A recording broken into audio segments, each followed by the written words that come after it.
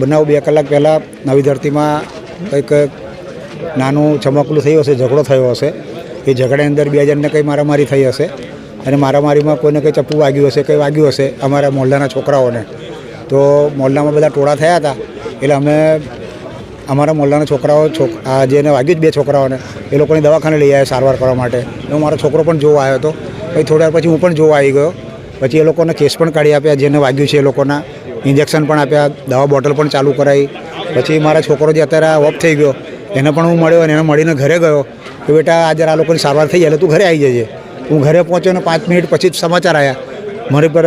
મને કહેવા માટે આવ્યો કે ભાઈ તમારે તપનને તલવાર વાગી છે કે જલ્દી જાઓ કે. હું અહીં આવ્યો તો મારો બાબુ ઓફ થઈ ગયો હતો.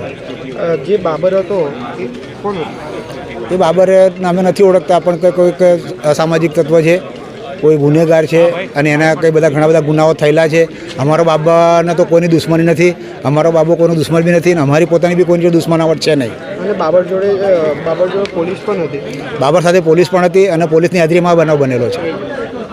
અને જે પ્રમાણે નવી ધરતી બિલ્ડિંગમાં જુગાર ચાલી રહ્યો હતો ત્યાં કંઈ બબાલ થઈ હતી એવું કંઈક પ્રાથમિક? એ નવી ધરતીમાં બબાલ થઈ હતી વાત સાચી, પણ ક્યાં કઈ જગ્યાએ મને ખબર નહીં.